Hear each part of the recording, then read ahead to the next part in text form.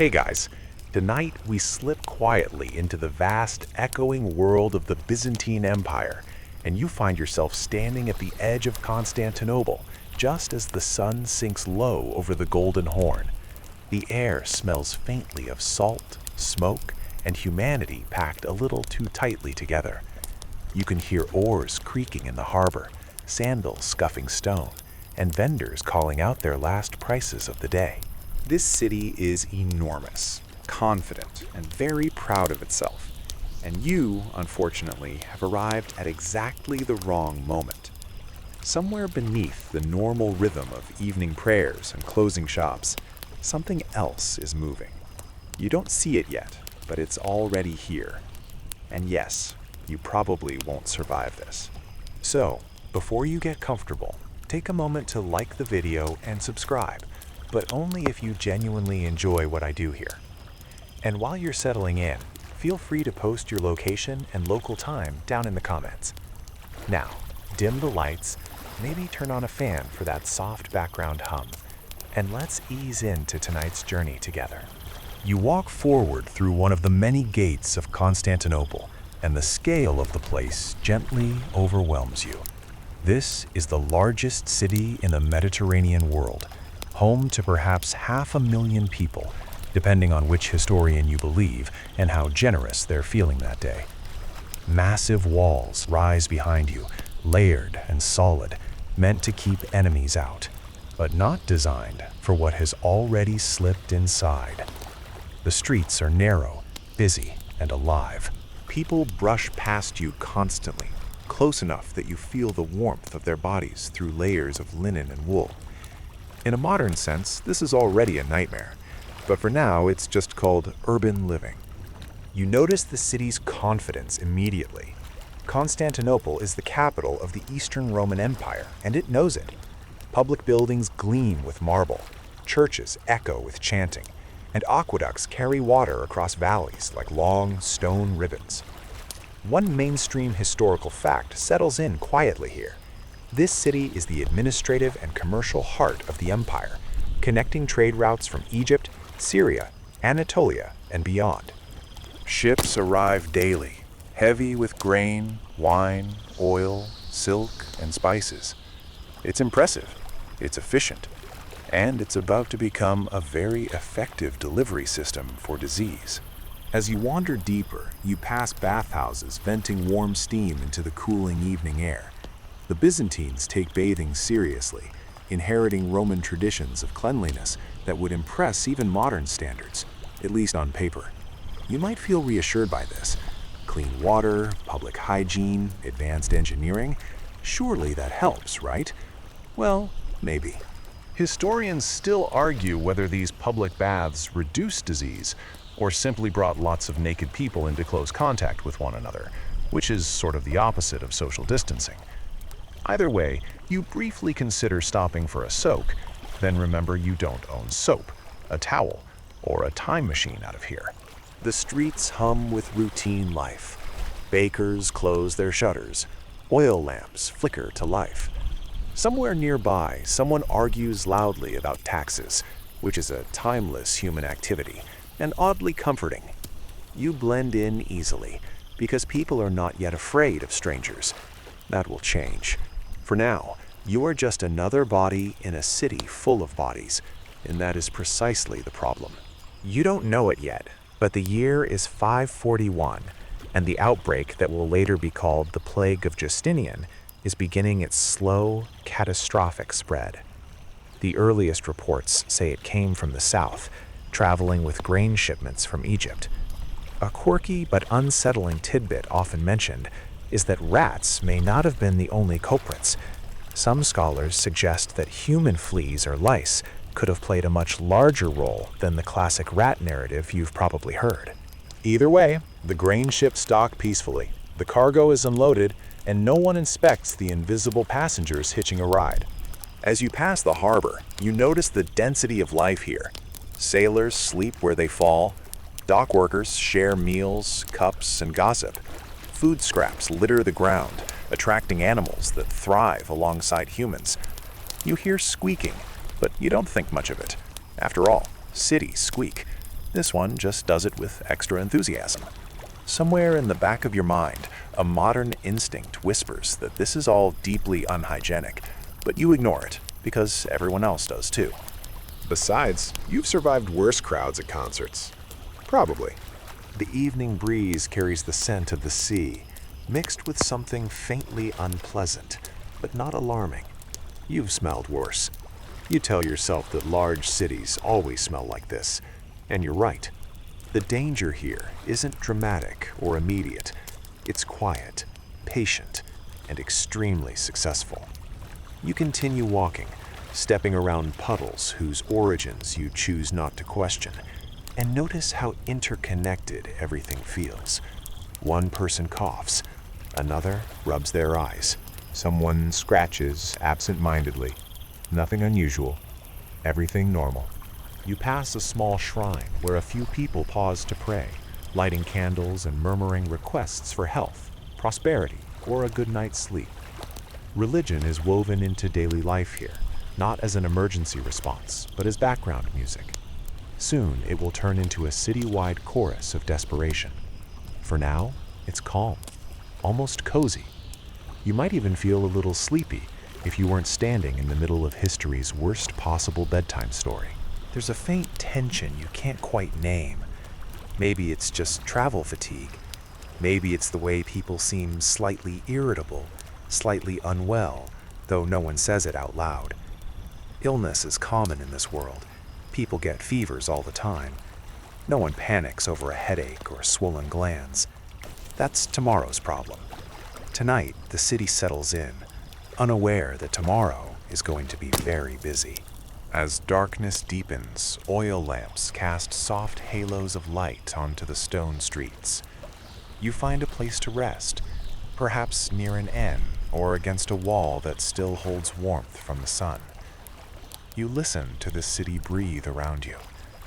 Constantinople is alive, resilient, and confident that it will endure anything. It has survived riots, wars, fires, and emperors with bad ideas. Surely it can survive this, too.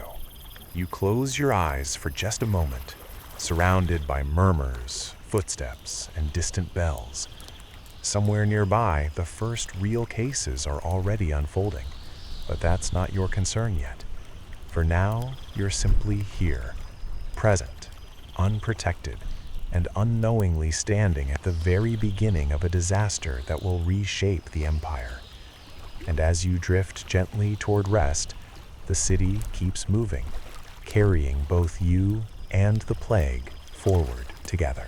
Morning arrives gently, not with alarm clocks or phone vibrations, but with the layered sounds of Constantinople waking up around you.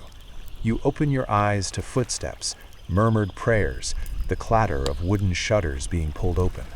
The stone beneath you has cooled overnight, and you feel it through your clothes as you stand and stretch, already aware that comfort is a temporary luxury here.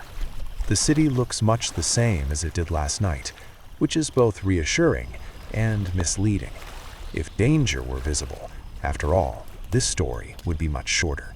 You join the slow human current moving toward fountains and cisterns, because water shapes daily life in the city. One mainstream historical fact becomes clear as you watch. Constantinople is supplied by an elaborate system of aqueducts and underground cisterns, some of them vast enough to feel like cathedrals turned upside down. The Byzantines are proud of this infrastructure, and for good reason. Fresh water flows reliably, even during sieges. You fill a cup, splash your face, and briefly feel refreshed, almost safe. Water, after all, is life. But hygiene here is a complicated thing. You notice people washing hands, faces, even feet, but rarely with anything stronger than water.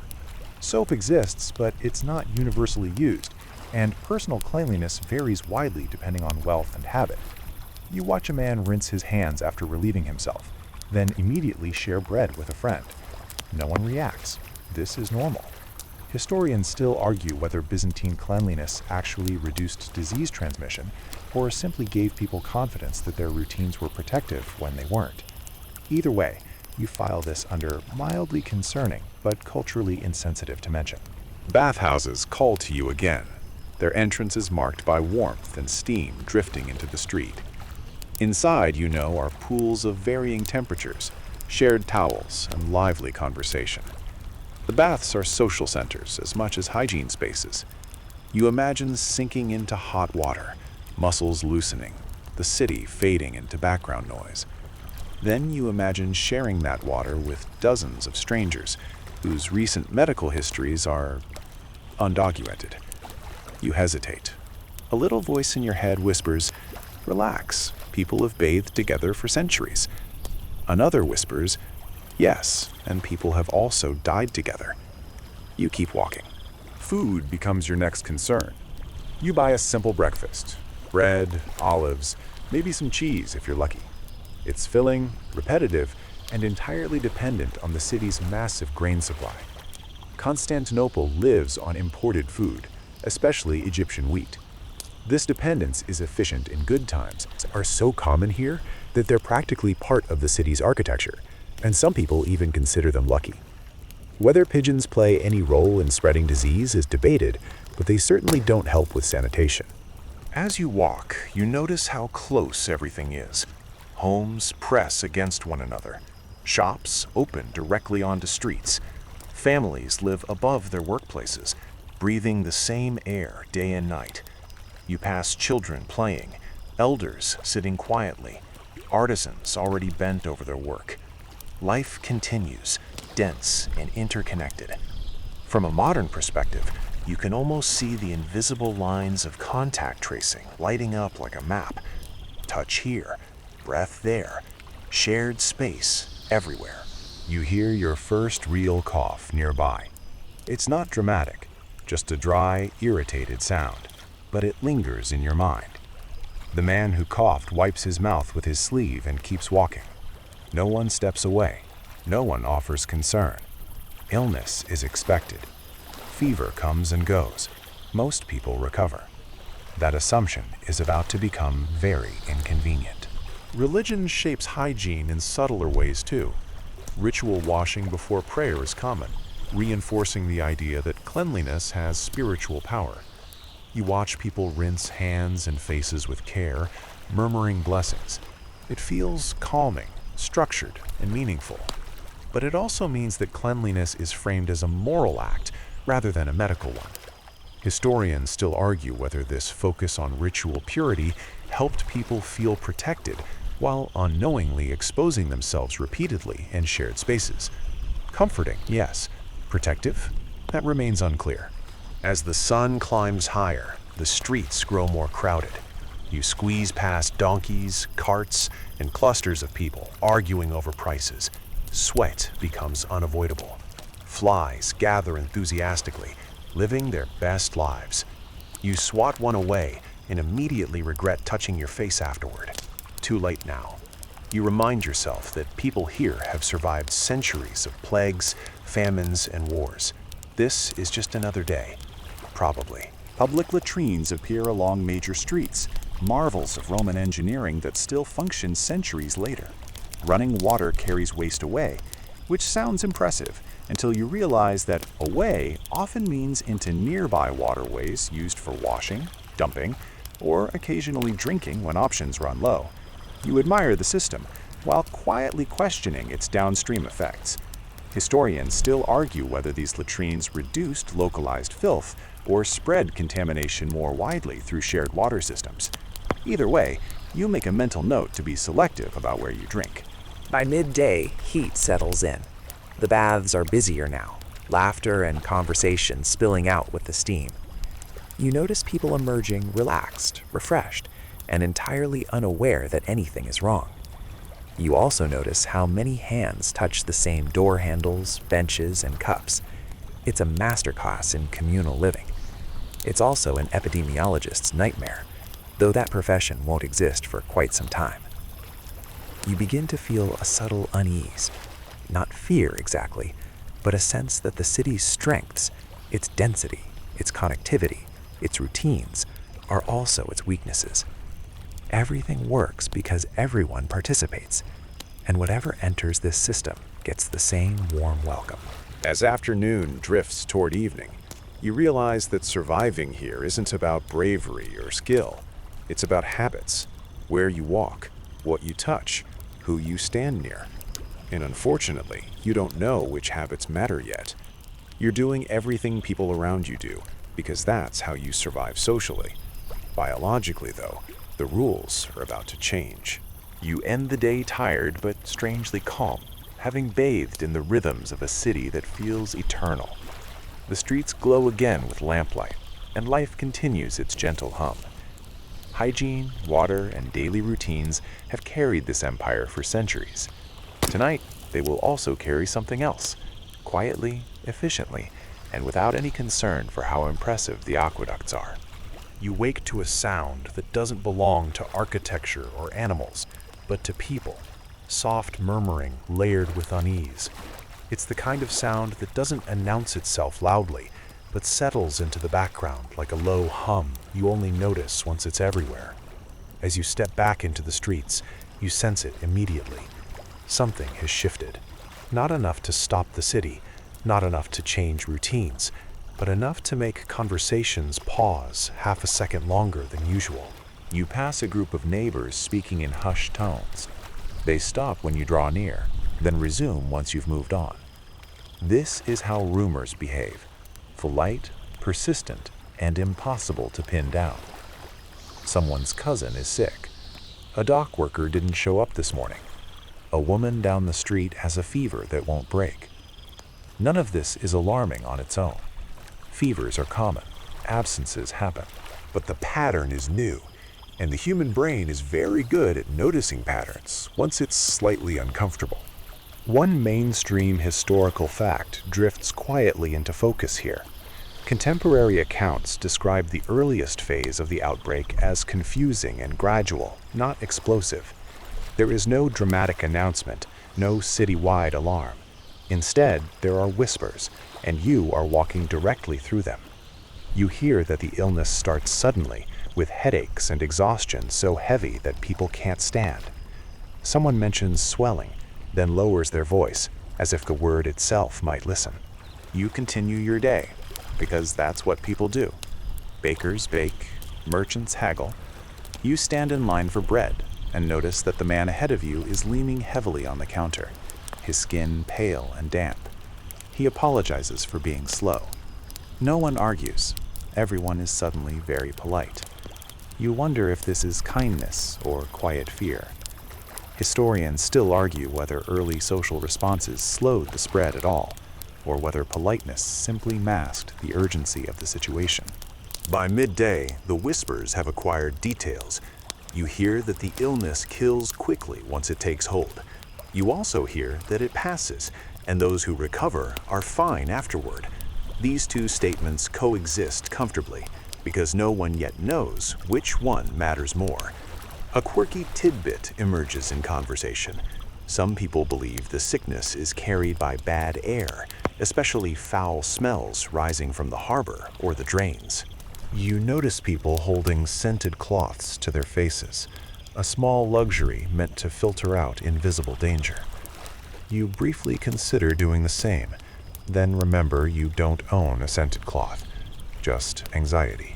You pass a small clinic, more a room than a building, where a physician is already busy. Medicine here blends classical learning with observation and a generous helping of confidence. Doctors diagnose by pulse, urine, and complexion, offering treatments based on balancing bodily humors. You hear someone say the illness comes from an excess of black bile. Another insists it's yellow bile. They nod at each other politely, disagreeing without realizing it. Historians still argue how much these medical frameworks helped patients psychologically, even when they failed physically. Feeling treated, after all, is sometimes mistaken for being cured. The city's religious life hums more loudly now. You notice more people stopping at shrines, more candles flickering in daylight. Prayers for health blend seamlessly into daily routines. No one declares panic, but you can feel worry pressing gently against the edges of normal life. You overhear someone say that God is testing the city. Someone else says it's punishment. Someone else shrugs and says God always tests people, and this is just today's version.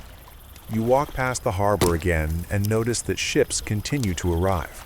Trade does not pause for rumors. Grain is unloaded, sailors wander into the city. You watch them stretch, laugh, and head for food and baths. They look healthy enough. You remind yourself that illness often hides before it announces itself.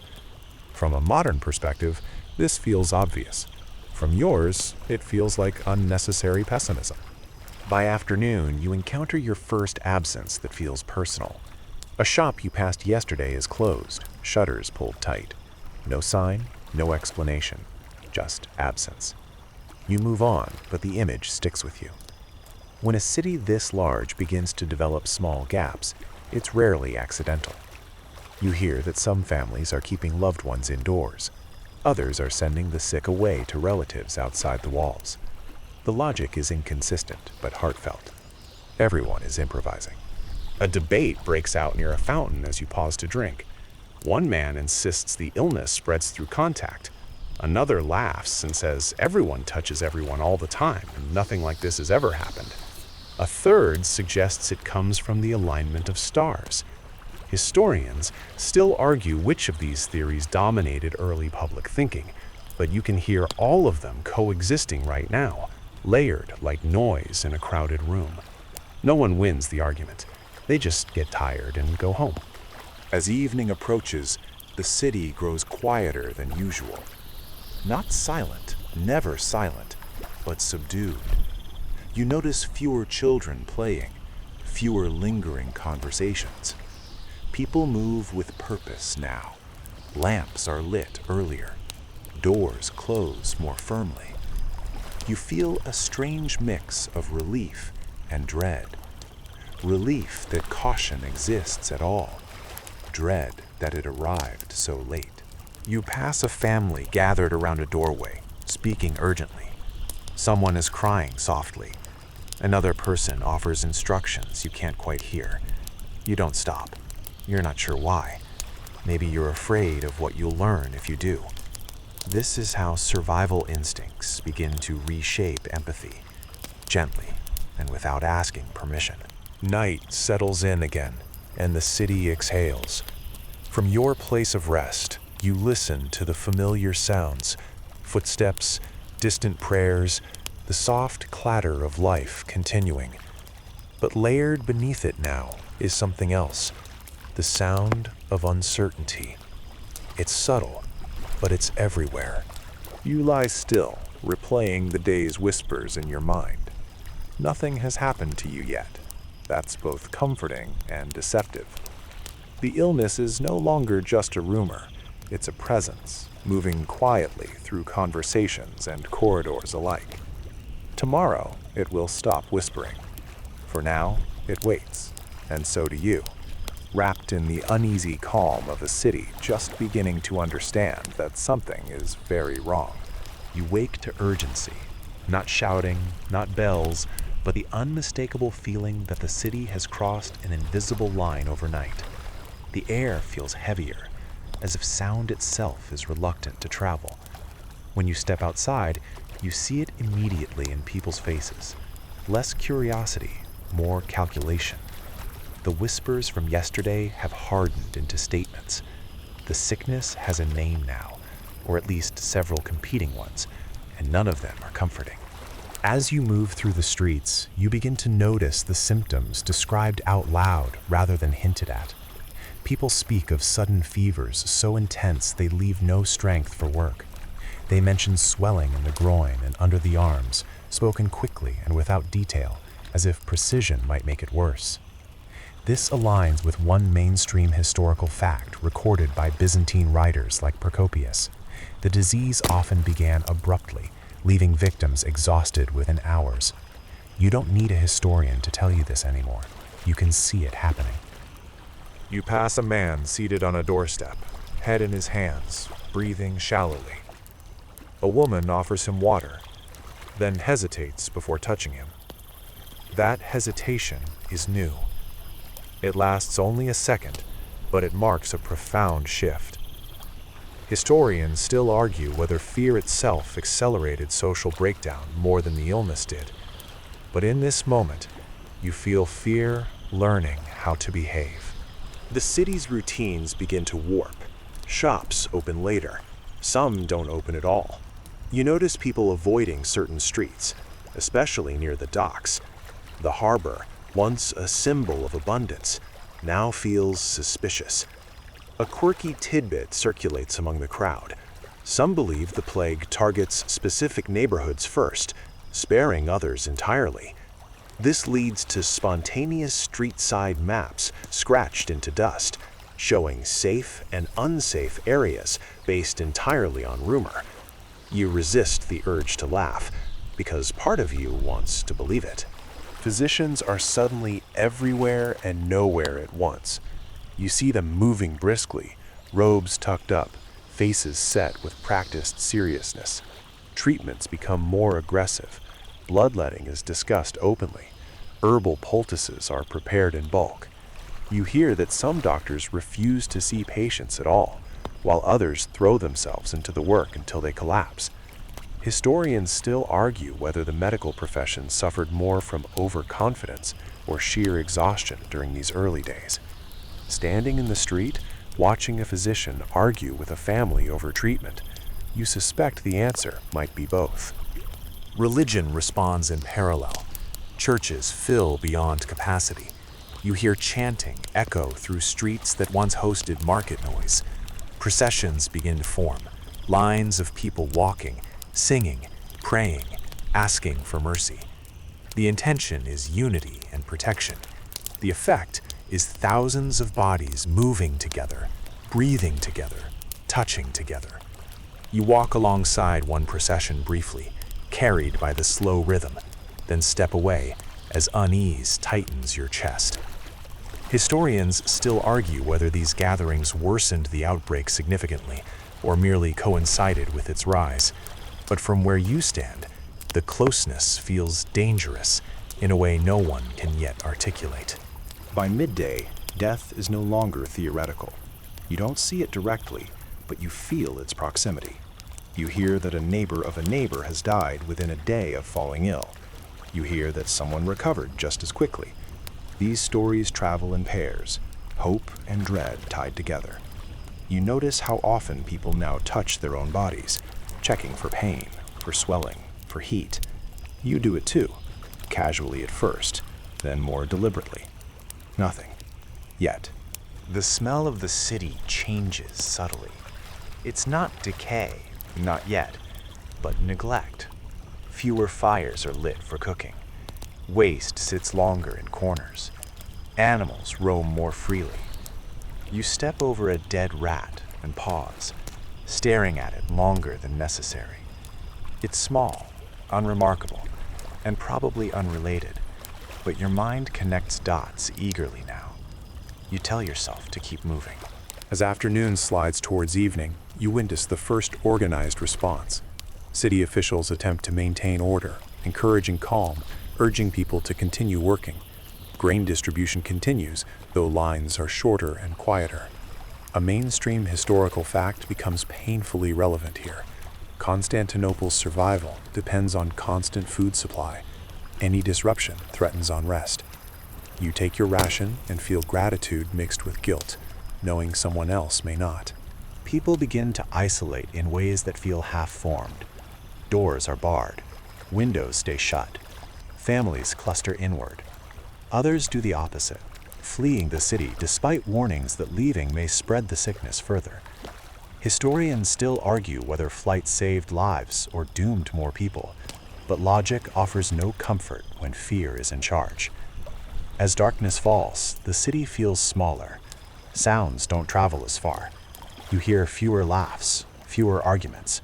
You do hear crying, thin and distant, like it's trying not to be noticed. Lamps flicker behind shutters. You realize how quickly a place of 500,000 can feel lonely. You lie down again, heart beating a little faster than it should. The plague, because that's what people are calling it now, has revealed itself, not as a single event, but as a steady pressure on every decision. where you walk, who you greet, what you touch. The city is still standing. Life continues.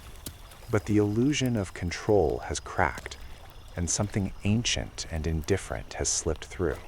You close your eyes, aware that survival is no longer passive. Tomorrow will require choices, and you don't yet know which ones matter. For now, you breathe slowly, listening to the uneasy quiet of Constantinople as it adjusts, reluctantly, to a new reality. One that does not care how impressive its walls are, or how holy its prayers sound. Morning light filters through a city that feels older than it did yesterday. Not physically older, stone is still stone, but emotionally warm, like a place that didn't sleep well. You rise slowly, already aware that the rules have changed again. The plague is no longer a rumor, no longer a revelation. It is now a routine. And routines, even terrible ones, have a way of becoming normal, frighteningly fast. You make your way toward one of the city's medical quarters, drawn by the quiet confidence of activity. If anyone has answers, it should be the doctors, right? You quickly learn that what they have instead are theories. Many theories. Some old, some new, all delivered with absolute certainty. This is Byzantine medicine at full volume, rooted in ancient Greek texts, refined by Roman practice, and filtered through religious belief. One mainstream historical fact settles in here. Byzantine physicians rely heavily on the theory of the four humors, blood, phlegm, black bile, and yellow bile, to explain disease. Balance is health. Imbalance is illness. Simple, elegant, tragically insufficient. You watch a physician examine a patient by feeling their pulse and studying their eyes. He nods gravely, as if the body is speaking a language only he understands. He prescribes bloodletting, explaining that excess blood is heating the body. Nearby, another doctor prescribes cold compresses and rest, insisting the opposite. They don't argue. They simply work in parallel realities. Historians still argue whether this diversity of treatments helped some patients by chance or harmed more by exhausting already weakened bodies. Standing here, you can't tell the difference. Prayer weaves through medicine seamlessly. You see physicians making the sign of the cross before procedures, murmuring blessings as they work. For them, healing is both science and sacred duty. You hear someone say that faith strengthens the body's resistance to illness. You hope they're right, because resistance is in short supply. A quirky tidbit drips through the clinic. Some healers recommend carrying certain stones or amulets to ward off sickness. Others advise wearing specific colors believed to repel bad air. You briefly consider accessorizing your plague survival outfit, then remember that your wardrobe options are what you're wearing and what you're not. You settle for deep breathing and emotional support anxiety. You watch families negotiating treatment decisions like trade deals, bloodletting or prayer, herbs or isolation, rest or ritual cleansing. No one knows the correct answers, so everyone chooses what feels meaningful. Historians still argue whether perceived control itself improved survival rates by reducing stress. It's a comforting idea, and in this moment, comfort matters almost as much as cures. By midday, you hear new theories spreading faster than the disease. Some say the plague comes from corrupted grain. Others blame foreigners. Others insist it's divine punishment for moral decay. A man loudly claims it's caused by demons riding the wind. No one challenges him, because challenging someone in panic rarely helps. You notice how explanations are less about truth and more about emotional stability. People need a story to survive the waiting. Outside the clinics, daily life strains forward. Markets operate at reduced capacity. Trade slows. Fewer voices shout prices. You buy food from a tired vendor who doesn't meet your eyes. You sense that exhaustion is becoming a second epidemic. The city government attempts order through announcements and messengers. They urge cleanliness, prayer, and calm. They encourage people to trust physicians, argue whether official guidance helped stabilize society or simply delayed panic. From where you stand, it feels like trying to hold water in your hands. You hear of experimental treatments, burning incense to cleanse the air, drinking specific mixtures of vinegar and herbs, fasting to starve the illness. None of these are tested. All of them are believed. A woman offers you a cloth soaked in fragrant oil for your face. You accept it politely and immediately worry about whose hands have touched it. You're learning new kinds of paranoia. As afternoon settles, you feel the emotional weight of the city. It's not loud, it's heavy. Conversations are slower, movements are careful. People glance at one another's skin, eyes, posture. Everyone has become an amateur diagnostician. You check yourself constantly. Temperature, energy, breath. Then tell yourself to stop because it's making you anxious. Then check again anyway. You pass a group of monks distributing herbal remedies and prayers. Their calm voices are almost hypnotic. You pause, listening, letting the rhythm slow your thoughts. This is one of the few moments of peace you've had all day. You realize how much you need it. As evening approaches, you understand something quietly. No one here is truly in charge of the response. Not the doctors, not the priests, not the officials. Everyone is reacting in their own way, building a patchwork of survival strategies from tradition, belief, and guesswork. The plague is not impressed. You return to rest as lamps glow again across the city. The theories of the day swirl in your mind. Humors, air, faith, punishment, chance. Historians still argue which of these beliefs shaped behavior most strongly, but tonight, they all feel equally fragile. You lie down and listen to the distant sounds of prayer and footsteps. Medicine and faith have wrapped the city in rituals meant to protect it. Whether they will is uncertain. For now, they offer structure, and structure is something the human mind clings to in chaos. You breathe slowly, letting the weight of the day settle, knowing that tomorrow will bring more answers or more questions, delivered with the same calm certainty. You wake to bells, not the sharp, celebratory kind, but the slow, deliberate tolling that carries weight with every swing. The sound rolls through the city like a reminder that something is being counted now. Hours, deaths, prayers. No one is entirely sure. You sit up, listening, and realize that this has become the new morning rhythm. Constantinople no longer wakes all at once. It stirs cautiously, as if afraid of what the day might bring. As you step outside, you see movement gathering in the streets. People are dressing more deliberately, some in their best clothes, others in plain garments meant for humility. You follow the flow without fully intending to, drawn toward the sound of chanting. Faith has moved from background presence to center stage. One mainstream historical fact becomes clear here. During major outbreaks, Byzantine society often turned to public religious rituals, believing collective prayer could restore divine favor. Today, that belief has organized itself into processions. You find yourself walking among hundreds, then thousands, moving slowly through the city. Icons are held aloft. Candles flicker even in daylight. Voices rise and fall in unison, creating a soothing, almost hypnotic cadence. For a moment, your anxiety softens. There is comfort in shared purpose, in the idea that something larger than human error is in control.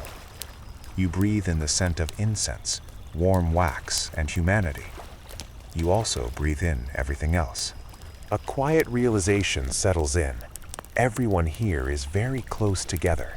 You feel sleeves brush your arms, breath on your neck, the warmth of bodies packed shoulder to shoulder. From a modern standpoint, every instinct screams that this is a terrible idea. From within this moment, it feels necessary. Historians still argue whether these processions significantly worsened the spread of the plague or simply coincided with its peak, but standing here, you sense that the line between comfort and danger has blurred completely. As the procession winds through the streets, you notice faces, some serene, some strained, some openly fearful. A woman weeps silently while walking, lips moving in constant prayer. A child yawns, bored and unaware of the stakes. An old man smiles faintly, as if this ritual has carried him through worse before. You wonder how many of them are already sick and don't know it yet. The thought drifts through your mind and settles there, unwelcome but persistent. A quirky tidbit circulates quietly among the crowd. Some believe that walking barefoot during the procession increases the chance of divine mercy. You glance down and notice bare feet on cold stone, toes gripping the street with every step. You keep your sandals on, telling yourself that divine mercy probably understands personal boundaries. The chanting grows louder as the procession reaches a major church. The doors open wide and people surge forward, eager for sanctuary. Inside, the air is thick and warm, heavy with incense and breath. You stand pressed among strangers as prayers rise toward painted domes and golden icons. Time seems to slow. For a few minutes, nothing exists but voices and flickering light. You almost forget why you're here. When you emerge again, blinking into daylight, the city feels altered. The procession has left behind a strange calm, like the hush after a storm. People disperse quietly, some reassured, others still trembling. You hear someone else say that God's will is unknowable. Both statements are accepted without debate. But faith doesn't only bring unity. You begin to notice edges sharpening. Some accuse others of angering God. Certain groups are avoided. Foreigners draw wary looks. You catch a conversation blaming travelers, merchants, or specific neighborhoods. Fear looks for shape, and faith sometimes gives it direction. Historians still argue whether religious explanations helped communities endure psychologically or fueled social divisions that made survival harder. As you pass through the streets, you see both outcomes unfolding side by side. By afternoon, exhaustion settles over the city. Processions continue in waves, but fewer people join each time. Knees ache, voices falter. The initial surge of hope gives way to quiet fatigue. You sit on a low wall and watch people pass, their faces drawn but determined. Faith, you realize, is not a cure. It is a coping mechanism, and coping takes energy. You overhear a heated exchange near a shrine. One man insists that continued gatherings are the only way to save the city. Another argues they're making things worse. They part without resolution. No one has authority here beyond conviction. Historians still argue whether any single response, medical, religious, or political, could have altered the outcome significantly. From where you sit, it feels like everyone is pushing against a tide with different tools, none of them quite right. As evening falls, candles glow again in windows and doorways.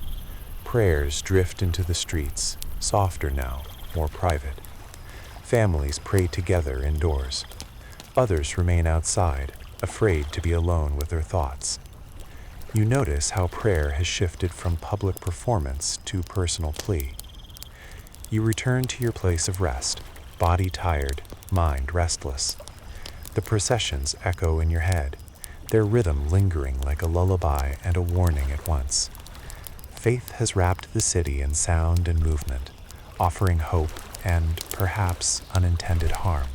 As you lie down, you reflect on how quickly humans turn to ritual when faced with the unknown. It's not foolishness, it's instinct. Tonight, that instinct has filled the streets, carrying fear, hope, and the plague together in slow, measured steps.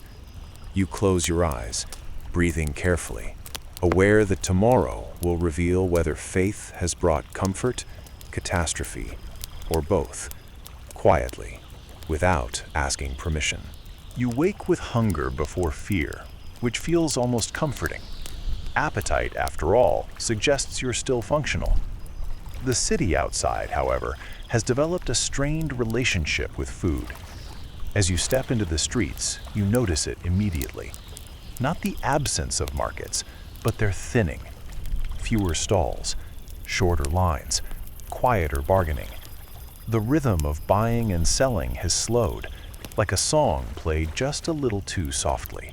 Food has always been the quiet backbone of Constantinople. One mainstream historical fact settles into your awareness as you walk. The city depends heavily on imported grain, especially from Egypt, to feed its enormous population. When ships arrive on time, life continues smoothly. When anything interrupts that flow, weather, war, or disease, the effects ripple outward fast. The plague hasn't stopped the ships yet, but it has begun to interfere with the people who unload them, transport the grain, bake the bread, and sell it. Systems don't collapse all at once. They fray. You approach a bakery and notice a smaller pile of loaves than yesterday. The baker looks tired, flour smudged on his face like it never quite got washed off. He raises prices slightly, apologetically, before you even ask. No one argues. Everyone understands that arguing won't create more bread. You buy what you can and feel an unfamiliar emotion creeping in. Relief mixed with guilt. You have food today. You don't know about tomorrow. As you walk away, you overhear complaints whispered rather than shouted. Someone mutters that merchants are hoarding.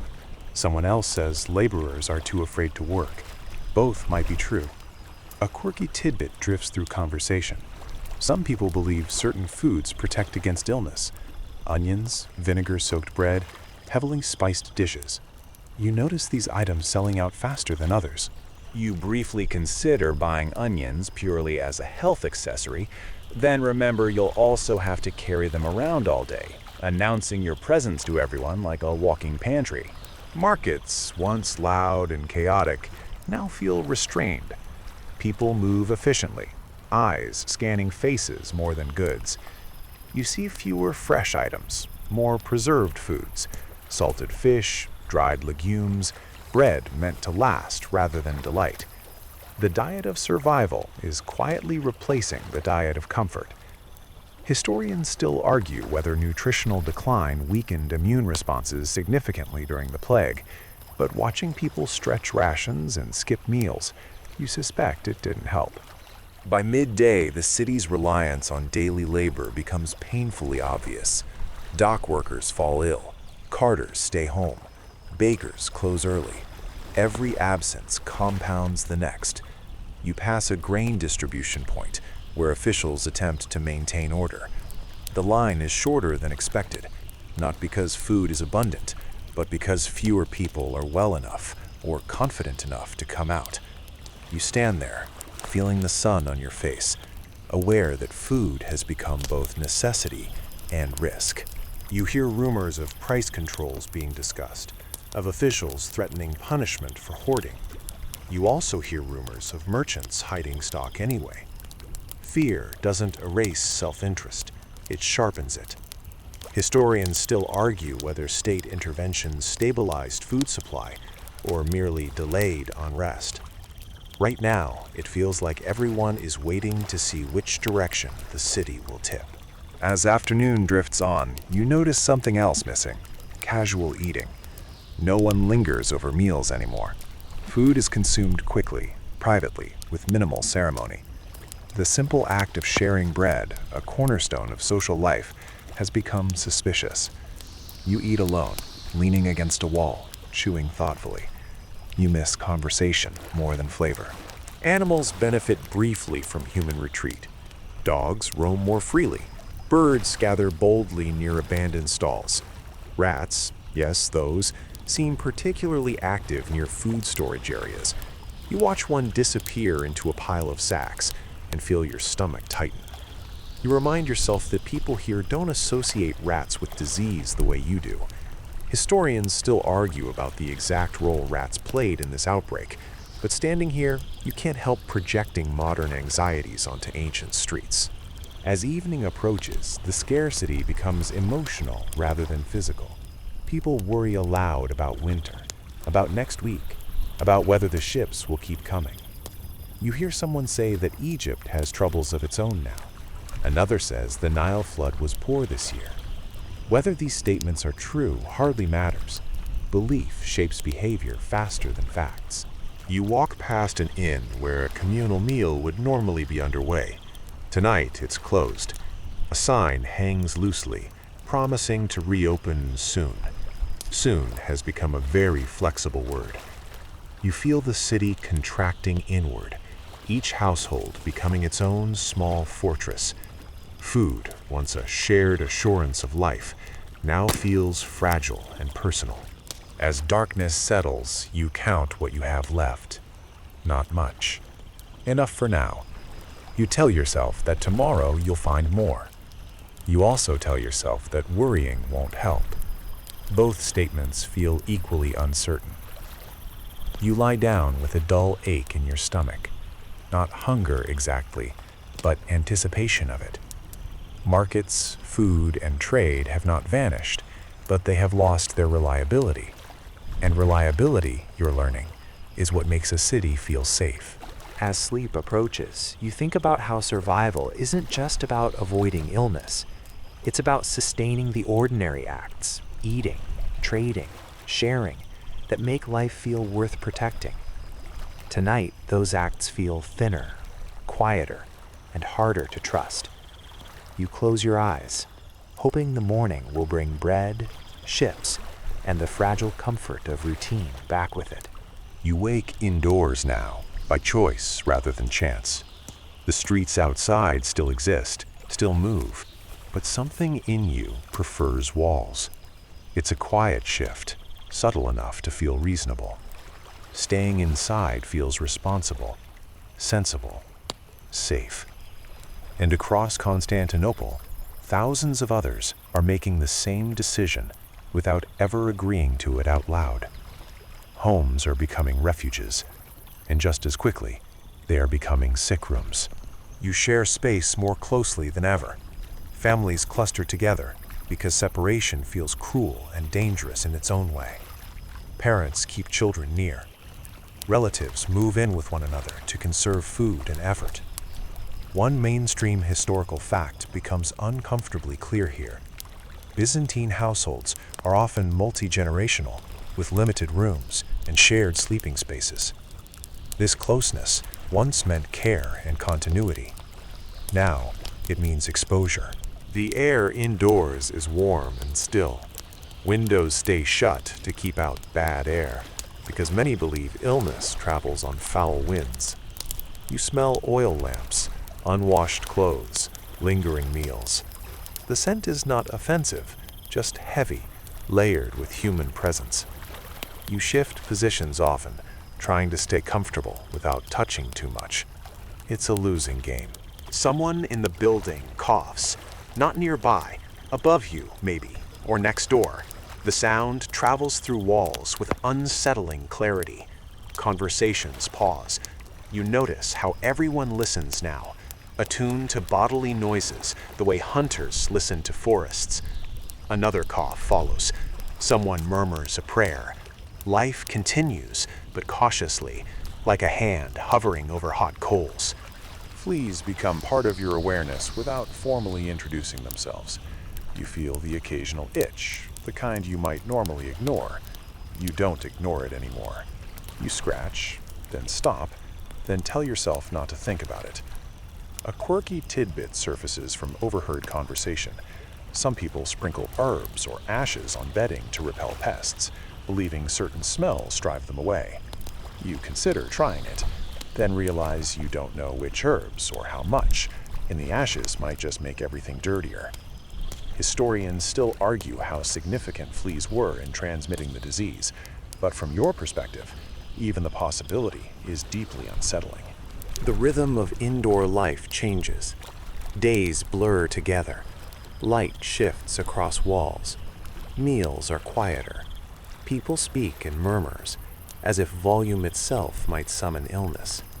You notice how quickly boredom gives way to anxiety, and anxiety gives way to fatigue. Being indoors is not restful, it's watchful. Caregiving becomes an unspoken duty. When someone feels unwell, others step in automatically. Water is brought, foreheads are touched, bedding is adjusted. This closeness feels necessary, loving, and dangerous all at once. Historians still argue whether home care increased mortality through exposure or saved lives through basic support. Watching someone tend to a feverish relative, you understand why the question has no clean answer. What else could they do? You hear stories filtering in through thin walls and open windows. Entire households falling ill, others untouched. Someone claims that families who burn incense constantly remain healthy. Someone else insists it's random. You notice how superstition and observation blend seamlessly indoors, where there's little else to do but watch and wonder. As afternoon drifts in, you step briefly outside for air. The street feels different now, emptier, quieter, but not peaceful. Doors remain closed, windows open only a crack.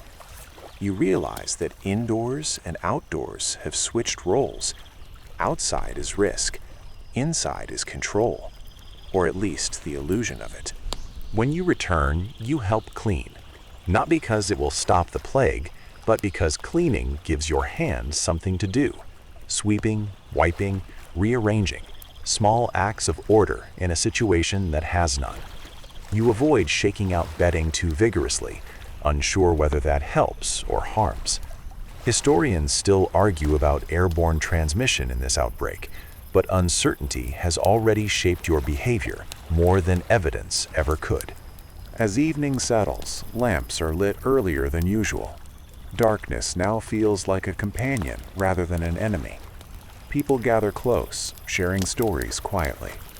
You notice humor creeping back in, gentle, tired jokes about being cooped up, about missing the markets, about how the walls are listening. Laughter is brief but real. It helps. Night indoors is restless.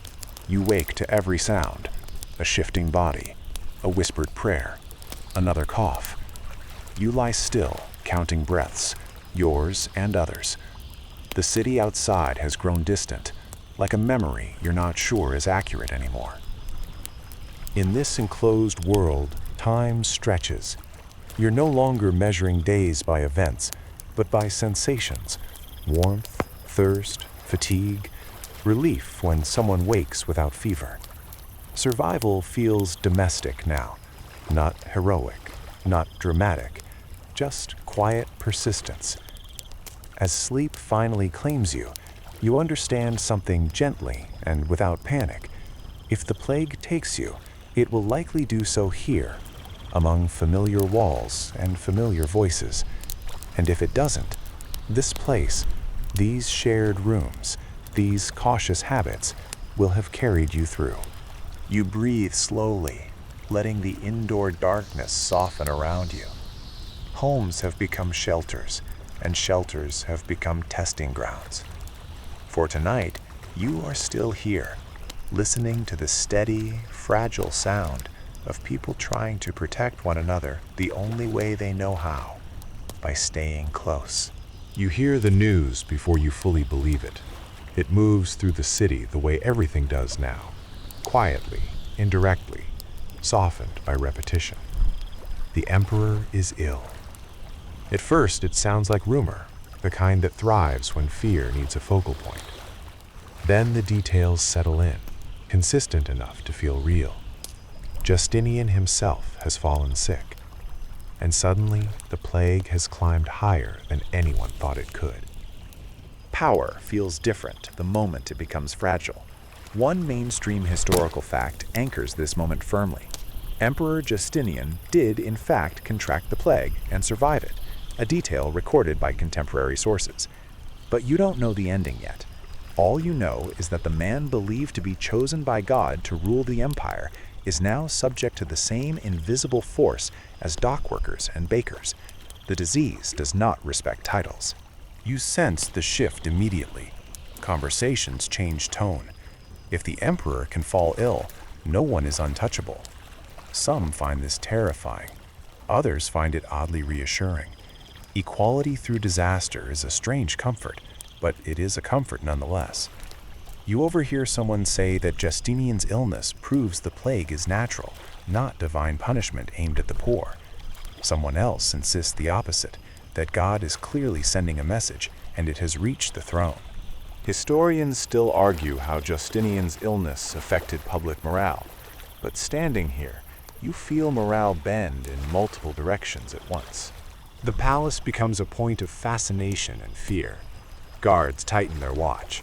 Messengers come and go.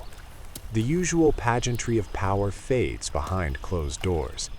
You imagine physicians arguing quietly in marble halls, applying the same uncertain treatments used everywhere else: bloodletting, rest, prayer, perhaps even amulets. A quirky tidbit circulates that rare and expensive remedies are being brought to the palace: exotic herbs, imported oils, treatments unavailable to ordinary people. Whether this is true hardly matters. The idea alone reinforces the old truth that survival often follows privilege. And yet, Justinian is not spared the anxiety. You picture him lying awake, listening to his own breath, just as you do.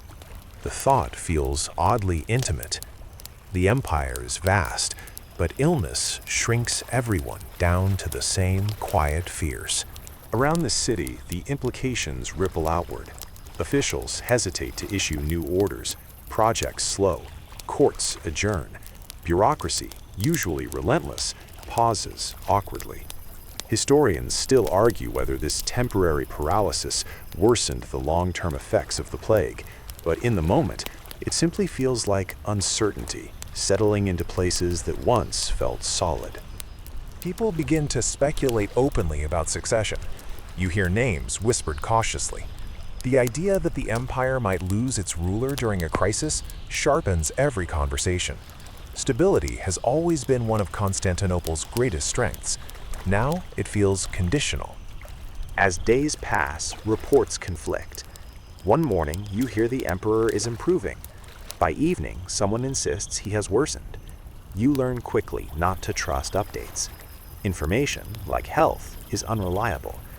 You notice how hope spikes and crashes with every rumor, leaving people emotionally exhausted. You protect yourself by listening less.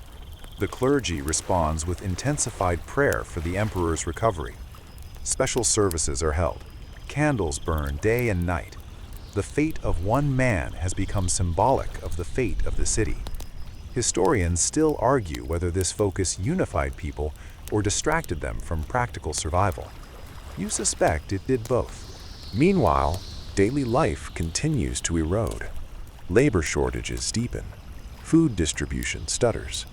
You watch officials struggle to maintain order while privately worrying about their own households. Leadership looks very human from this angle: tired, uncertain, improvising. Then, gradually, the tone shifts again. You hear that Justinian has survived the worst of it, that his fever has broken, that he is weak but alive.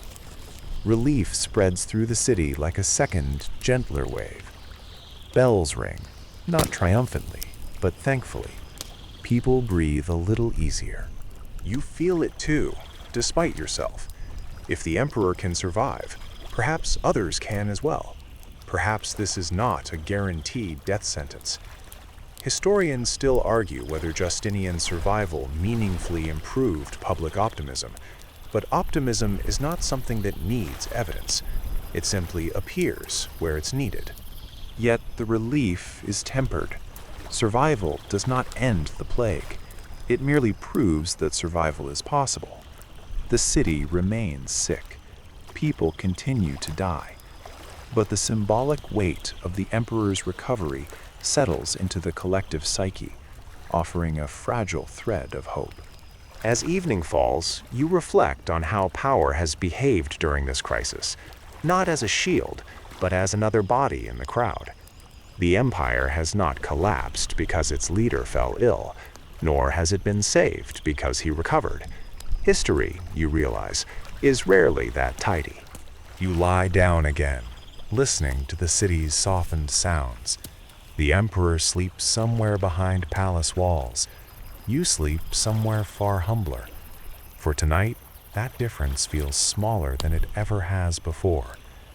The plague has reminded everyone of a simple truth.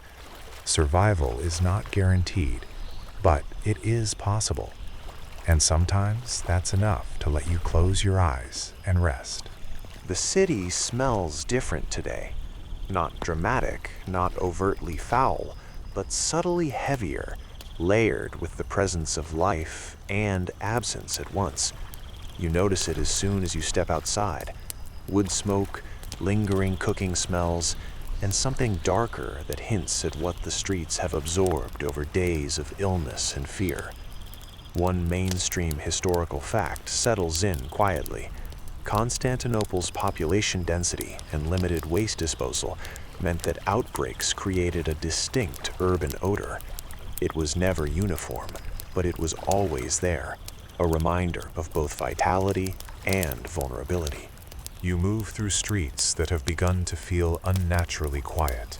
Some houses remain closed, others open just enough to release faint light and murmured conversation. You pass a few neighborhoods where small groups gather, whispering urgently about absences, about deaths, about where bodies have been taken. Burial has become a crisis in itself. Graves fill faster than they can be dug. Families improvise. Friends carry loved ones to churchyards, back alleys, even temporary pits dug outside the walls. Historians still argue how the sheer scale of mortality affected long-term urban planning. But standing here, the chaos feels immediate and tangible. You notice small, practical adaptations. People move more carefully, stepping over waste rather than around it. Officials encourage daily street cleanings. Candles and fires burn longer, not just for light, but to mask odors and perhaps repel disease, or at least give the illusion of doing so. A quirky tidbit drifts into your awareness. Some citizens sprinkle quicklime on streets or near doorways, believing it purifies both air and ground. You watch it handled casually, without understanding, but with deep faith in its power. Historians still debate how effective such measures were, but to the people, they offer comfort. And in times like these, comfort counts for a lot. By midday, the weight of mortality becomes social. You see the subtle cues: doors shut tighter, fewer children playing, neighbors avoiding prolonged contact. Markets are quieter. Trade continues, but with hesitation. You notice bakers wearing long sleeves and covering their heads. Carters keep their distance from customers. Even the city's abundant pigeons move differently, gathering in unusual clusters, apparently sensing the disturbance, although no one can explain why. In some neighborhoods, the authorities establish rudimentary controls. Corpses are collected and transported as efficiently as possible, sometimes under guard to prevent public panic. Streets are cleared for processions, for sanitation, or simply to give officials room to work. You notice that empty streets have a strange dual quality. They feel safer because there are fewer bodies, and simultaneously more terrifying because the absence reminds you how many are gone. You pass by a small church where families gather quietly, placing candles and prayers near graves outside. The city's rhythm has shifted from commerce and routine to care and mourning. Even small tasks, fetching water, delivering bread, washing clothes, feel weightier, more consequential. You adjust your pace, stepping over uneven cobblestones, while thinking about how long it will take to reach your own home if you need supplies. Inside households, death has become almost a spatial reality. Families move carefully around the sick, isolating beds in corners, hanging curtains, or creating temporary partitions. You notice how human contact has been minimized. Hands are washed, faces covered, doors closed softly. The intimacy of home life has been reshaped by necessity. Historians still debate whether isolation slowed the spread or merely delayed exposure until families could no longer avoid it. But for now, precaution defines everyday behavior. You overhear a conversation outside your window about burial logistics. One neighbor complains about insufficient laborers to dig graves. Another insists on prioritizing the young and able-bodied. A child listens quietly, too young to fully understand, but old enough to sense the tension. You are struck by how society's structure bends under the weight of mortality, even in a city as resilient as Constantinople. By afternoon, the emotional toll becomes visible. People move slowly, talk softly, and laugh less. You notice how easily sorrow and fatigue mix, forming a dull but pervasive exhaustion. Humor still exists, quiet jokes among family members, teasing about missing markets, but it's a delicate layer atop a city learning that survival is not just about avoiding illness, but about enduring absence and loss. You glance at a street where laborers carry heavy sacks of grain, wearing strained expressions. One trips, nearly dropping his load, and you feel a pang of empathy. The city continues functioning, in part because of these small, determined acts, even as death and fear weave through every alley and doorway. The endurance required is both physical and emotional, and you sense that people are counting small successes, bread delivered, bodies buried, prayers said, as victories. As evening falls, the city smells again of warmth and human activity, faintly sweet with candles and cooking fires. But beneath that is the subtle reminder of mortality. You take a slow breath, aware that these smells, like everything else, are part of the complex ecosystem of the plague. Ordinary, unavoidable, and persistently present. You return to your home, careful to close doors and windows against both actual contagion and imagined threat. Inside, you reflect on what you've seen today. A city adapting, bending, struggling to maintain order and ritual while the dead accumulate and the living grow cautious. It is not dramatic, not cinematic, but real, mundane, and terrifying in its quiet persistence. You settle down for the night, listening to distant lamplight flickering and faint prayers drifting through the streets. The weight of mortality is constant but unspoken. Sleep comes slowly, with the awareness that tomorrow will repeat many of the same patterns, that burial, isolation, and vigilance will continue, and that every step you take in this city is a negotiation between life and its fragile continuation. You wake with a sense of quiet calculation.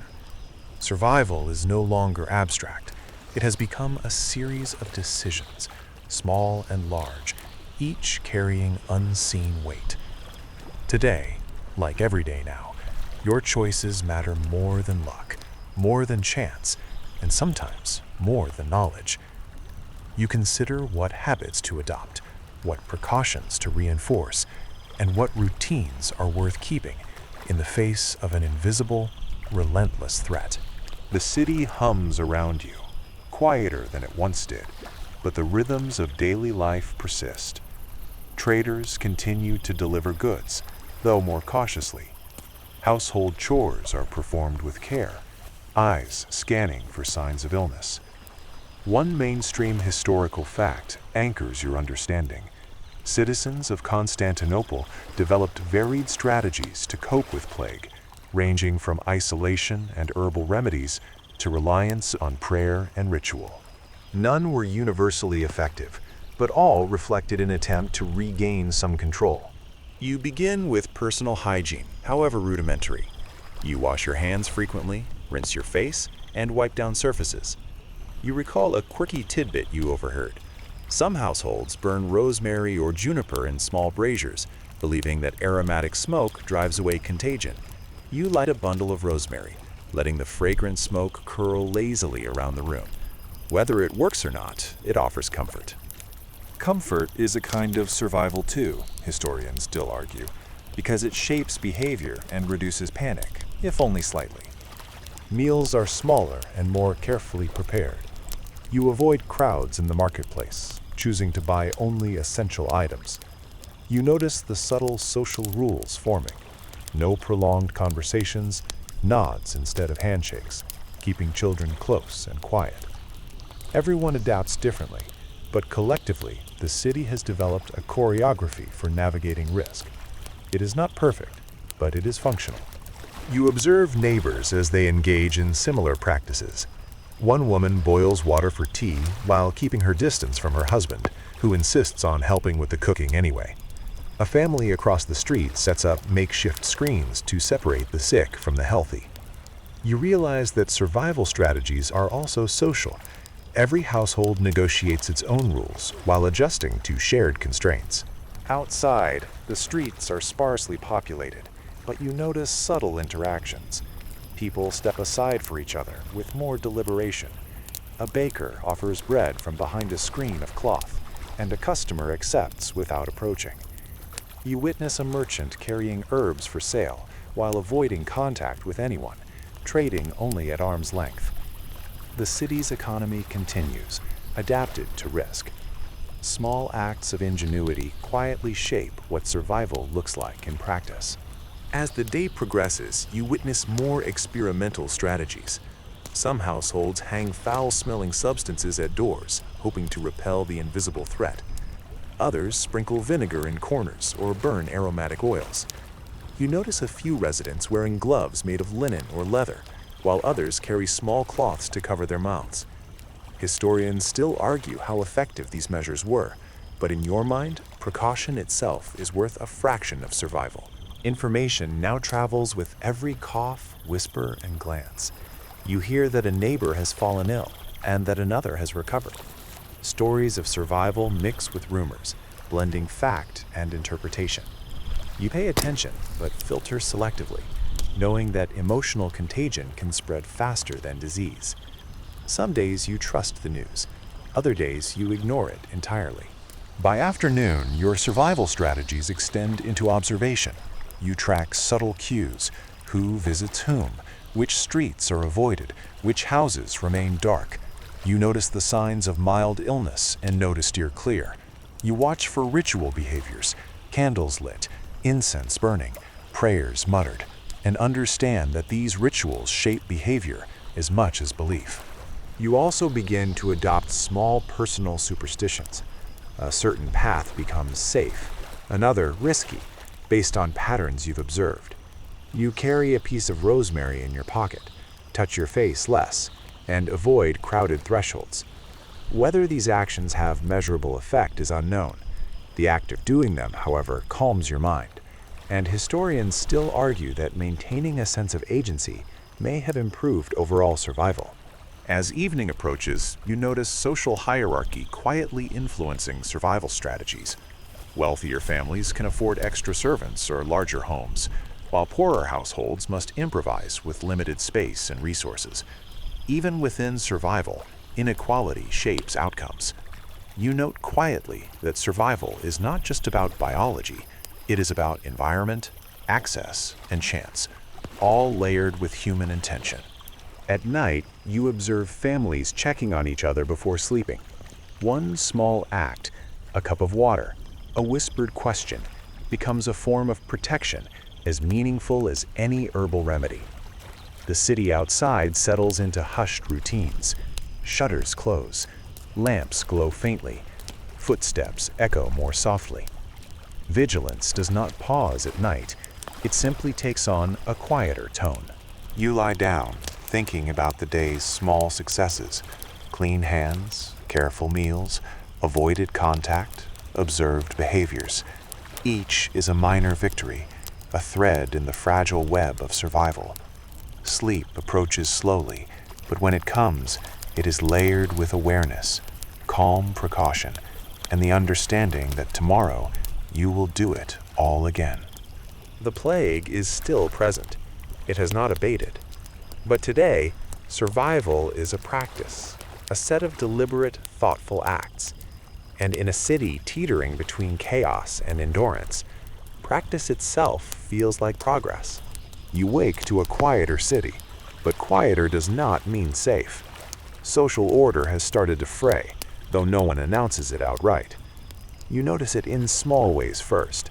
A baker ignoring price guidelines, a cart driver taking a shortcut without permission, a neighbor quietly foraging in a communal garden that isn't theirs.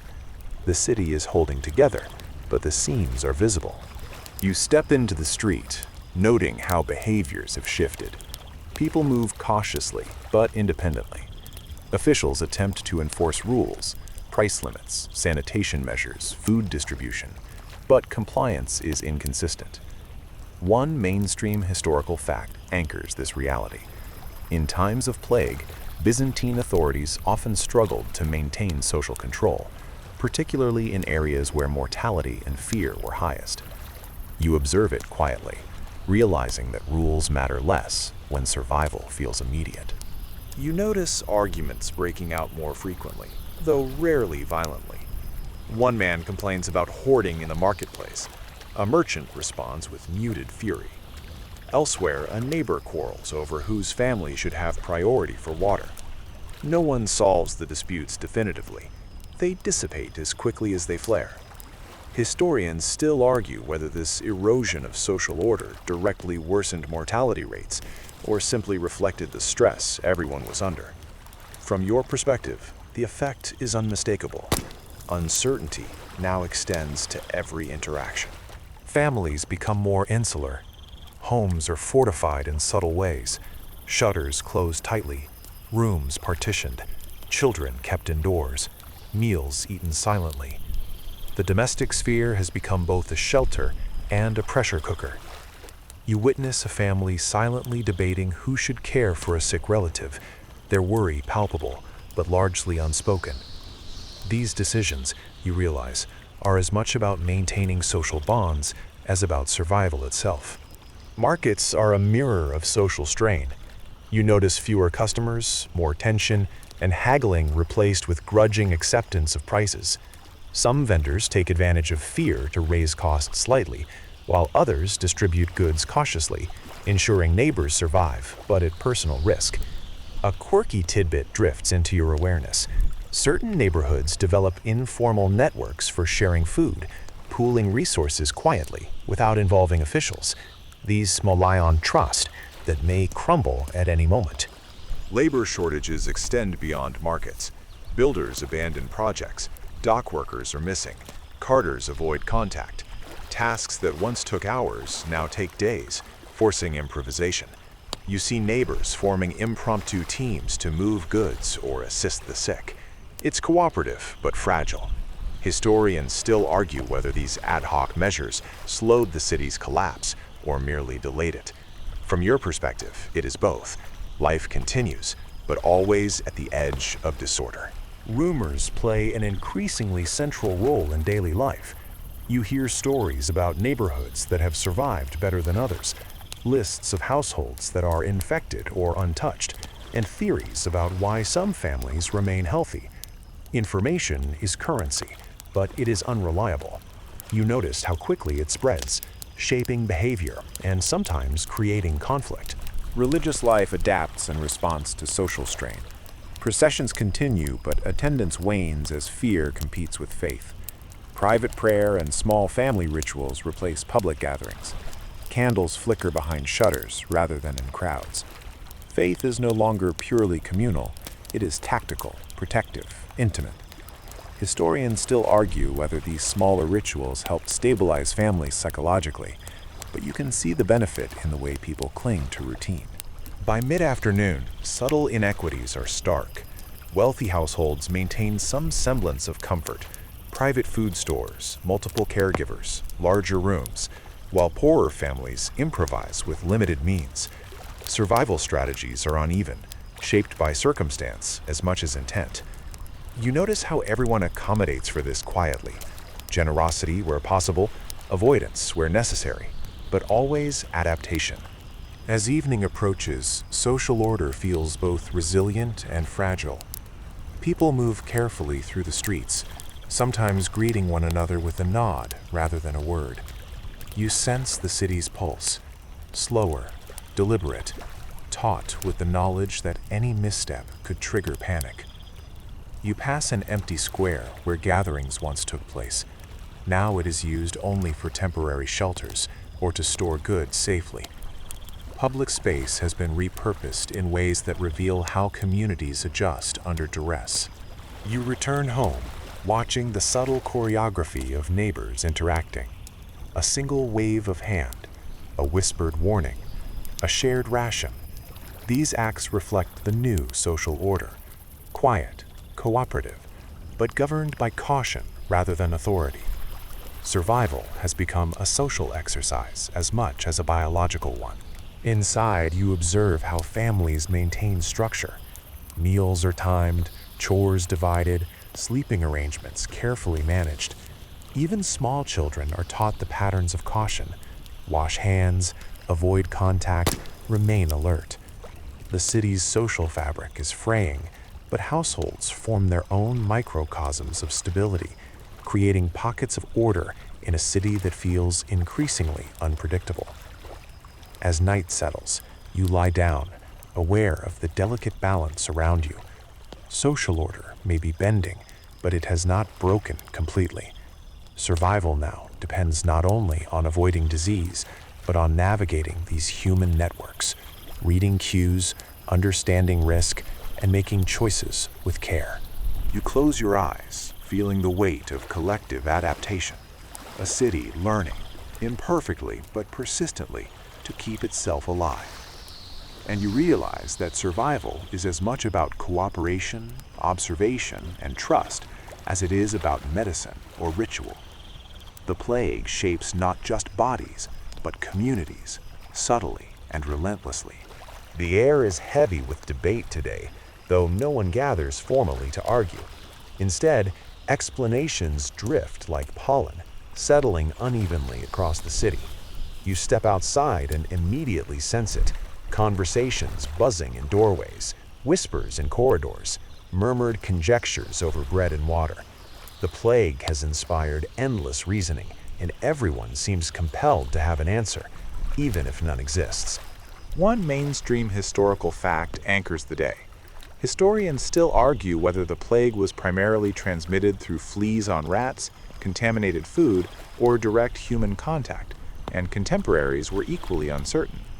You move among people who attempt to make sense of what they see. Some point to the sky, claiming that corrupted winds carry disease. Others blame specific neighborhoods, claiming filth or sin is concentrated there. You overhear a woman insist it's punishment for gluttony, while a man nods, convinced that imported grain has spoiled. You notice how these explanations shape behavior. Streets near blamed areas are quieter.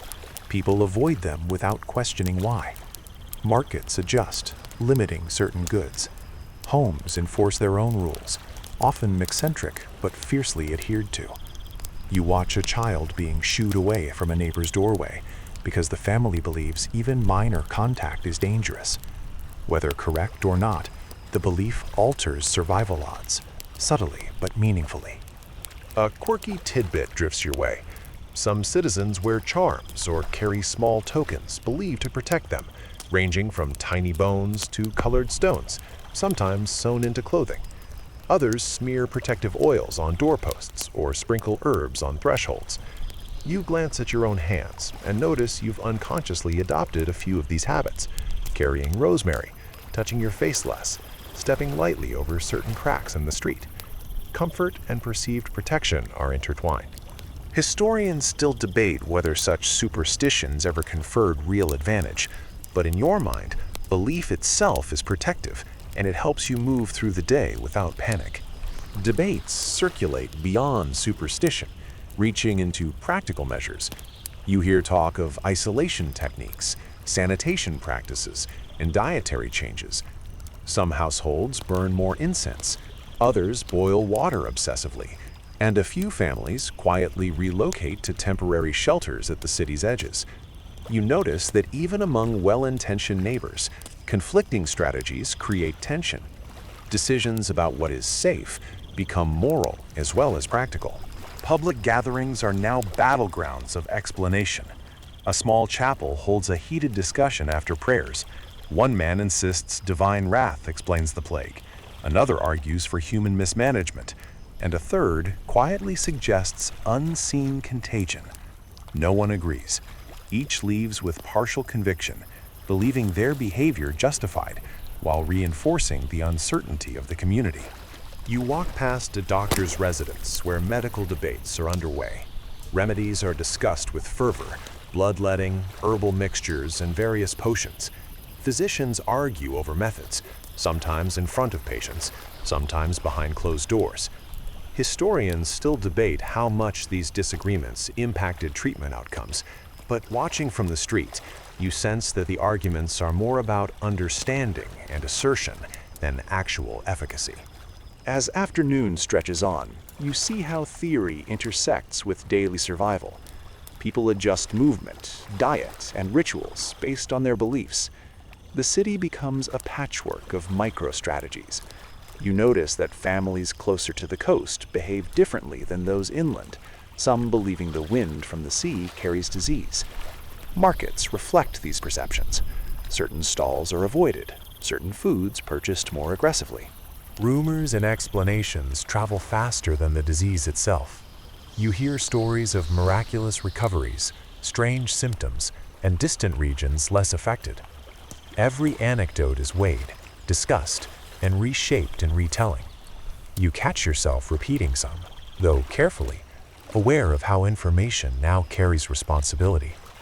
Even small statements influence decisions, subtly altering behavior and outcomes. By evening, the city is saturated with theory and speculation. You notice how people's mental energy is divided between observation, belief, and action.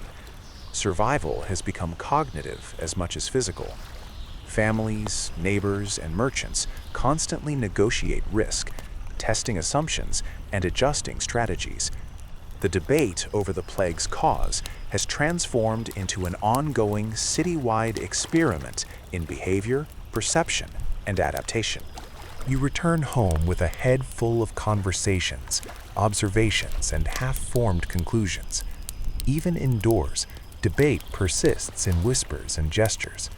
You participate quietly, reflecting on what you've seen, learning which ideas help calm fear and which generate anxiety. Knowledge, both real and imagined, is a survival tool in itself. As night falls, you lie down with one thought repeating. The plague is not only a disease, but a lens through which every action, belief, and relationship is refracted.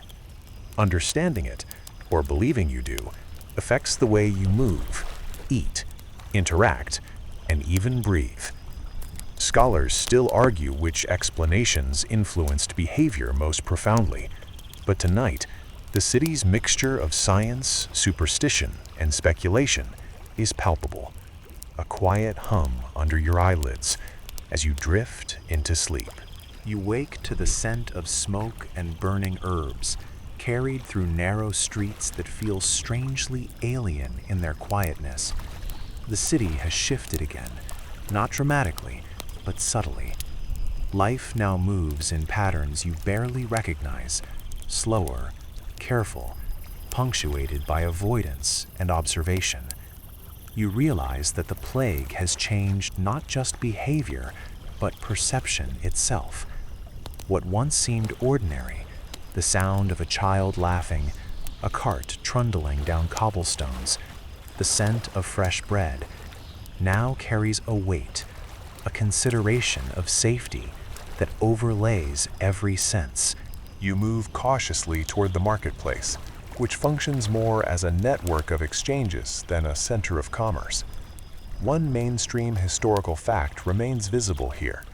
Byzantine markets adapted during outbreaks, often fragmenting into smaller, dispersed points of trade, with fewer buyers and sellers at any one place. Today, you navigate a series of side streets where vendors sell goods from doorways and alleyways. Some display produce boldly, others keep wares partially hidden, offering items only to those who approach carefully. You notice how subtle social signals guide transactions. Nods replace conversation. Coins are exchanged with minimal contact. Questions are whispered, not shouted. A merchant presents dried herbs behind a cloth barrier, and the buyer leans forward, hesitant but determined. You witness this cautious choreography repeatedly, and it feels like a city-wide dance, improvisational yet strangely ordered. A quirky tidbit catches your attention. Some vendors sprinkle vinegar on coins before accepting payment, convinced it purifies both metal and hands. Others carry small pouches of dried flowers, believing the scent protects them from contagion. You find yourself doing a small, almost unconscious version of this, brushing your hands against cloth before handling purchases. Historians still argue about how much these practices helped, but in this environment, perception shapes action, and action shapes survival. By midday, you notice fatigue everywhere. Streets are quieter, not because commerce has stopped entirely, but because the population has shrunk. People move more deliberately, and even the young appear subdued. Workers labor slowly, aware that exhaustion weakens resistance. Families adjust. Meals are smaller, chores divided, children kept indoors. You realize that endurance, rather than heroism, is now the currency of survival. In the city's quieter corners, you observe innovation. Households improvise isolation techniques, partitions made from curtains, raised sleeping platforms to separate family members, and discreet signals to warn others of illness. You note how these adaptations blend practicality with ritual. A mother waves a small cloth outside her window to indicate a sick relative, and neighbors respond appropriately. Historians still debate how much such household measures reduce transmission, but you see their effect in the careful, cooperative movements of the population. Rumors circulate in hushed tones. Some claim entire neighborhoods have escaped the worst of the plague, while others speak of sudden, untraceable deaths. Information is unreliable but influential. You notice that people act on belief as much as evidence. Trust, perception, and caution now govern daily life as decisively as the presence of disease itself. By afternoon, religious rituals adapt yet again. Processions are smaller, private blessings replace public gatherings, and prayers are whispered inside homes. Faith continues to shape behavior, reinforcing calm, structure, and attention to hygiene. A quiet belief in divine protection coexists with careful observation and precaution. You see families balancing prayer and vigilance, combining spiritual and practical strategies. Social hierarchy subtly asserts itself. Wealthier households can afford more isolation, more servants, and more protective measures. Poorer families improvise with limited space, relying on neighbors or small communal networks. Survival is unequal, shaped by environment, resources, and social position. You notice how communities compensate discreetly, sharing resources when possible, avoiding judgment when impossible. As evening approaches, the city takes on a softer rhythm. Lamps flicker behind closed shutters, and footsteps echo more faintly.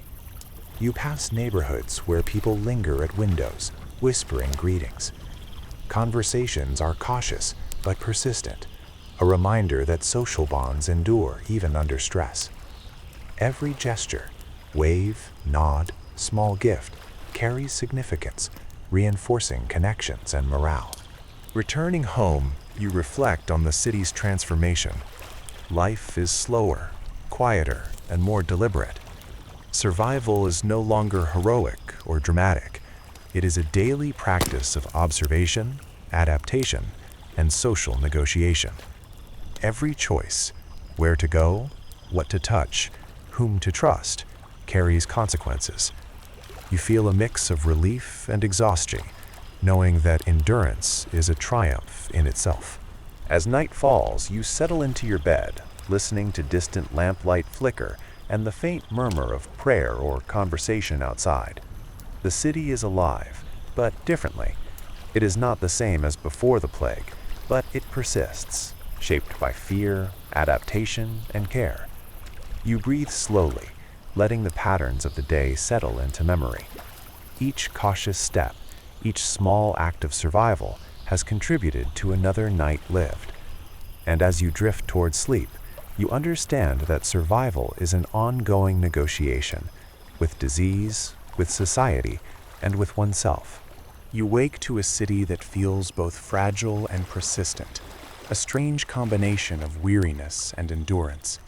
Streets are quieter now, not empty, but measured. Movement is deliberate. People no longer rush. Even children play cautiously, their laughter subdued and careful. The city has adapted, subtly but profoundly, to the persistent presence of disease. Survival is no longer a series of chance events. It is an ongoing, deliberate practice. You step outside and notice how communal routines have shifted. One mainstream historical fact is clear. During the height of the Justinian Plague, Constantinople's population shrank dramatically, and daily life became a series of small, cautious adaptations. Markets operate in limited hours, people avoid crowds, and social interactions are minimal but meaningful. Today, you navigate streets that feel smaller, more intimate, yet heavier with the knowledge of risk. You watch neighbors moving with careful coordination, exchanging goods, water, and information at a safe distance. The subtle choreography of survival continues. A nod instead of a handshake, a wave instead of conversation, whispered words in place of loud arguments. Trust, observation, and social awareness are as vital as food, water, or shelter. A quirky tidbit surfaces. Some households burn mixtures of herbs and oils, not only to repel disease, but to signal wellness to neighbors. Smoke drifting above a doorway is both a fragrance and a message. All is well here. Historians still debate how much these signaling behaviors impacted communal morale, but today they seem essential to maintaining cohesion. By midday, you see that households have become microcosms of order. Families carefully monitor one another, balancing care for the sick with preservation of the healthy. You note the quiet ingenuity. Makeshift partitions, layered bedding, separate utensils, even simple hand-washing routines. Small decisions, the placement of a chair, the timing of a meal, have taken on new weight. Survival is embedded in every movement, every glance, every whispered instruction. Information flows cautiously. You overhear news of a distant district that has gone quiet, reports of unexpected recoveries, and rumors of isolated deaths. Perception shapes action as much as reality. People respond to stories with careful observation, avoiding high-risk areas, rationing supplies, or adjusting domestic routines. You notice that belief, rumor, and personal judgment blend seamlessly, influencing decisions in ways that are almost imperceptible, yet profound. Religious practice remains a cornerstone of daily life, adapted to the current circumstances. Small family rituals replace large gatherings. Candles flicker behind curtains. Silent prayers accompany meals. Faith reinforces structure, offering comfort, focus, and community, even when direct contact is limited. Historians still debate the degree to which ritual influenced mortality, but standing among families balancing spiritual and practical needs, you sense the benefit. By afternoon, social inequities are evident but quietly mitigated. Wealthier households can maintain isolation more effectively, while poorer families improvise with shared resources and communal support. Survival has become intertwined with social networks, trust, and cooperation. You see neighbors leaving food at doorsteps, sharing water, or tending to the sick with minimal expectation of reward. Community has become both protection and lifeline. The city moves with an unusual rhythm, deliberate, patient, watchful. Streets are populated but quiet, markets functional but limited, homes occupied but tense. Daily life is a negotiation, a blend of observation, precaution, and adaptation. Even small acts, cleaning, cooking, walking carefully, are imbued with importance, part of a broader effort to continue living in a city reshaped by plague. As evening falls, you notice subtle signs of resilience. Children adapt play to smaller spaces. Families eat together quietly. Rituals provide comfort. Neighborhoods coordinate to maintain basic services. Mortality is high, yet life persists, evolving under the strain. You recognize that survival is no longer about avoiding disease entirely. It is about maintaining routines, social cohesion, and vigilance. You return home, exhausted but calm. Every small choice you made today, the food you ate, the streets you walked, the gestures you observed, has carried significance. You feel a quiet satisfaction, not triumph, not relief, but the steady awareness that you have continued. As night settles, you lie down, allowing the pace to slow, your body and mind adjusting to the quiet. The streets outside grow softer, the city dimmer, and the air itself feels less oppressive. You close your eyes and let the patterns of adaptation, vigilance, and communal care drift through your thoughts. The plague remains present, but it no longer dominates every movement or choice. You have learned to navigate its presence, to exist alongside it, to live intentionally in the spaces where life persists. The wind carries faint scents of incense and herbs, reminders of adaptation and ritual. Candlelight glimmers behind shutters, signaling both endurance and hope. Even in the midst of mortality, the city breathes a careful, measured rhythm. You let it lull you gently, aware that tonight, survival is not about dramatic feats. It is about consistency, observation, and subtle connection. And as you sink into sleep, you understand the quiet truth of the city's endurance. It is not unbroken, it is not invulnerable, but it continues. Each day survived, each careful action taken, each whispered prayer, and each shared ration forms a chain of persistence that stretches across homes, streets, and hearts. For tonight, at least, you are part of that chain. Slowly, you feel your heartbeat align with the city's softened pulse, each breath a gentle affirmation of presence. Sleep approaches not as escape, but as continuation, a continuation of vigilance, hope, and quiet adaptation. The city is alive, and so are you. Tonight, let yourself drift into the quiet rhythm of the city. The sounds of distant footsteps, faint candlelight, and murmured prayers become a gentle lullaby. You do not need to resist fear or control the uncertainty. Instead, imagine the soft patterns of daily life, the careful steps, shared glances, and whispered guidance that allow people to continue living alongside the plague. Think of the subtle acts of care. A neighbor leaving bread, a family adjusting bedding, a parent watching over a child. These acts are small, yes, but each is a thread that ties the city together. Breathe slowly, feeling the tension of vigilance release with every exhale.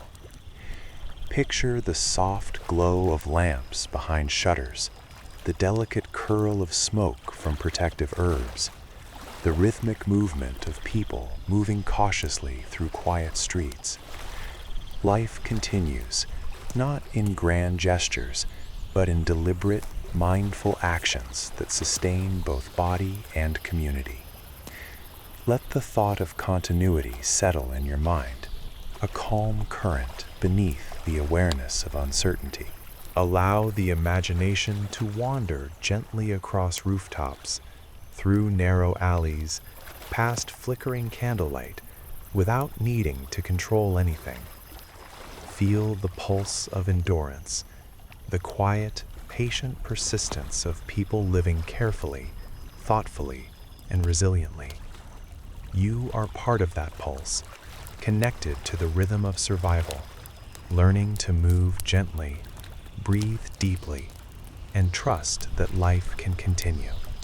Let your thoughts soften, your body relax, and your mind ease. Tonight, the plague exists, but you are safe here.